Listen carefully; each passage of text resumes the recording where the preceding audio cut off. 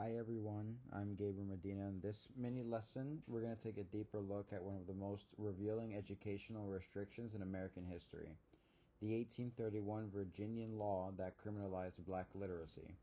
We'll examine who created it, why, and what it sought to suppress. We'll also connect this law to themes in Heather Andrea Williams' book of Self-Taught, which reveals how enslaved people used literacy as a form of resistance, survival, and ultimately liberation. By the end, I hope you'll see this law as not just a historical footnote, but as a powerful window into how knowledge has been controlled in the service of oppression.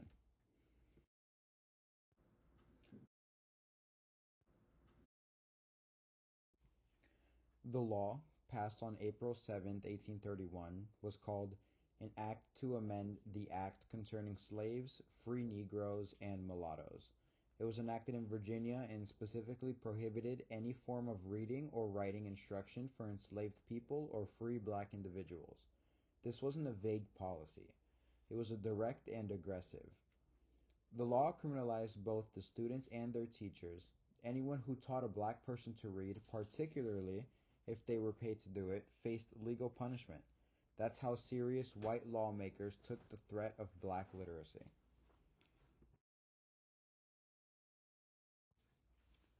This law was crafted by white Virginia lawmakers who had just experienced a collective panic, the Nat Turner Rebellion. Turner was a literate, religiously inspired enslaved man who led a revolt that killed over 50 white people. In the wake of that, the state cracked down on what it saw as dangerous, and education was high on that list.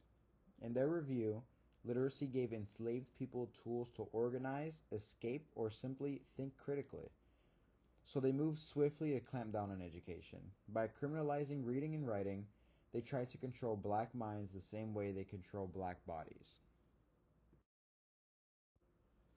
On the surface, the law appears to be about keeping public order, but its true purpose was psychological control. It functioned as a warning that even wanting to learn could be dangerous.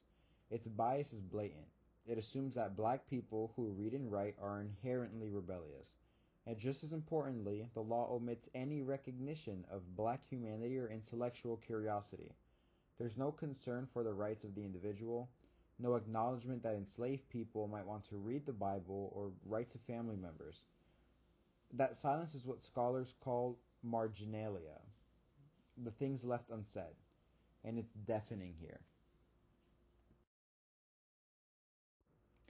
Heather Andrea Williams picks up where these laws leave off. In Self-Taught, she traces how enslaved people continue to pursue literacy despite the threats. Learning to read wasn't just a skill, it was a form of rebellion. Williams shows how reading gave enslaved people access to spiritual comfort, personal dignity, and the political language of freedom. She brings us real-life stories of men, women, and children who risked everything to learn a few words.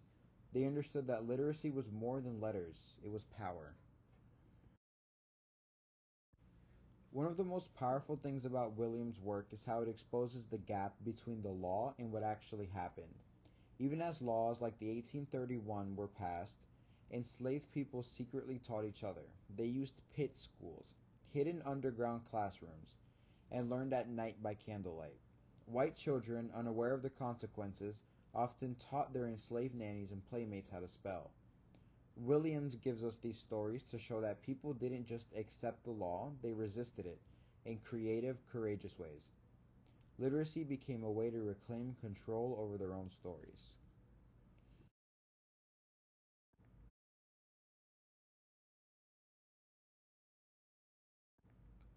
What's left out of the 1831 law is just as important as what's included.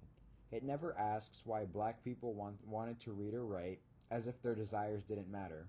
But Williams shows us the truth.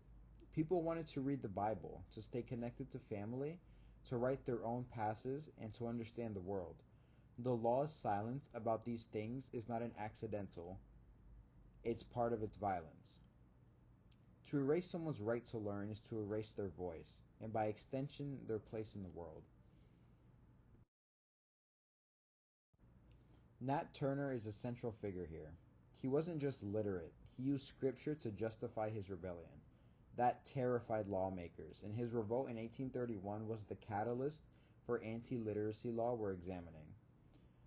Turner proved what they feared, that reading could inspire resistance.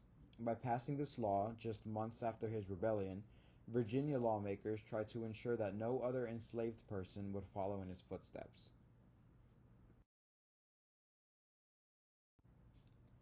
This law raises haunting questions. What kind of intellectual futures were lost when enslaved people were barred from learning? What inventions, writing, or ideas were never born because learning was illegal?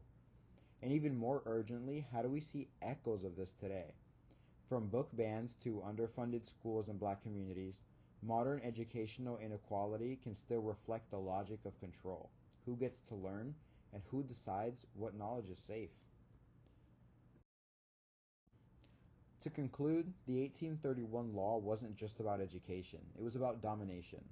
It tried to deny black people not only knowledge, but the power that comes with it. But as Williams shows, enslaved people never stopped learning. They found ways to resist, to teach, and to dream. Literacy was their secret weapon, a way to claim freedom in a system built to deny it. That legacy continues today in the fight for education access and justice.